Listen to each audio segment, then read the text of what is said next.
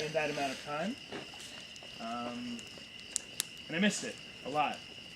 And that all came to fruition when I was working out at a summer camp in Wisconsin, and I realized how much that I missed home, that I couldn't take it anymore, and I had to leave.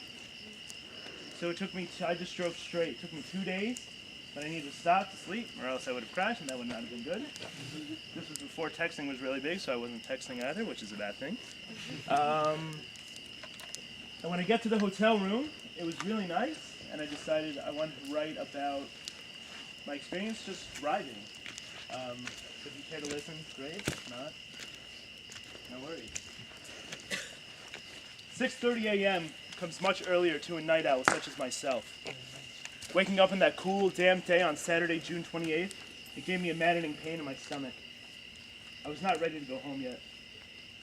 I'd made the choice only 18 hours earlier that I would not be able to finish my summer at Camp Shy and still maintain my kind-hearted soul. So when 8 o'clock in the morning rolled around on Saturday morning, I put the key into the ignition of my 2000 Mercury Sable, turned it, and I heard the sputter of my car's engine kick into gear. I was finally on my way. This is the way to drive, I thought to myself an hour down the highway. Bright sun, good tunes, and a full tank of gas. No roadblocks stood in my way. That was a good thing. Driving east across this country is an incredible sight. There's signs, billboards, and actual buildings that are present. But it's the opposite when you head west. That's for another time. I had my GPS set to 4207 Winchester Road in the simple city of Allentown, Pennsylvania, a spot that I have not called my home for the better half of a year. The GPS system had gotten me lost a half dozen times, so when Send Me On My Way by Rusted Root came onto my playlist, I decided to just drive.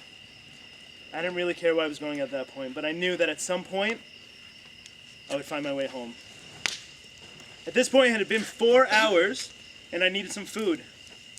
So I pulled off the highway and I looked at my grim selection of restaurants in the area. McDonald's, Burger King, Wendy's. God bless America. I decided to go into the Burger King, and as I looked at the menu, all I could see was process this, process that. So I ordered a salad, took my seat. Halfway through my meal, a very gentle-looking elderly man, an employee of the restaurant, had mentioned that I looked lost. I told him my situation, and he graciously gave me perfect directions to the right track, leading me back home to Allentown, Pennsylvania. This is when I was sitting in the third booth of that Burger King. I finished up my meal, thanked the kind man, and I set back on my way. You know, it's always nice to meet genuine people in this world, but after that advice he gave me, I realized just how lucky I was. I could say he was a gift from God. Because I realized that he was leading me in the opposite direction I was trying to go. I would have been much more out of my way. If I can go back there just to thank him now for his help, I would. 1:30 p.m. I find myself in a traffic jam of epic proportions. At this point, I'm near the Detroit area, so I decided to take a self-guided detour. I end up in downtown Detroit, a place that any closed-minded person would see as scary, but for liberal minds such as myself, I knew I had nothing to fear. I pull up to a gas station to ask for directions, and I'm greeted by a fair-skinned woman, no more than 25. She had a beautiful smile. I ask her for the best way around the traffic, and she hands me a map, plots out where to go, and she lets me go on my way. Map in hand for free. I'm back on my way. 6 o'clock p.m. I hit Interstate 80 heading towards the horizon on this bland, warm stretch of concrete in Ohio. Mile marker 191. I distinctly remember this because as I checked that mile marker, the slide guitar of Pink Floyd's Speak to Me / Breathe had just caught my ear. This is the way to drive, I thought to myself, as I hit the cruise control at 23 miles over the speed limit. I felt tranquility with this earth.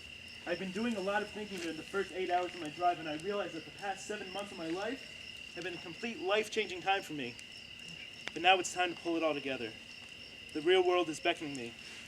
My journey home continues. 10 o'clock p.m. Welcome to Pennsylvania. As I pass that sign, a chill comes over my body and a sense of freedom hits me. My journey is almost complete. I turn off of I-80 down a dark stretch of highway that leads me to 5 motels in the span of 2 miles. I arrive at the first motel and the kind front desk worker informs me that all the motels in the area are currently booked due to the Canadians visiting for their long weekend. Always a Canadian in your way, right? So I have the choice to either backtrack 12 miles or continue on for another 45 minutes. I decide to push on. So now I sit in a cold, murky motel in Barleyville, Pennsylvania, room number 105. At a Super 8 motel with a smoking cigarette to my left and a muted television to my right, as I write this. It is currently 2:20 a.m. and my day has ended, but I begin again tomorrow. And I finish my journey home. But until then, I remain Jordan Stutz.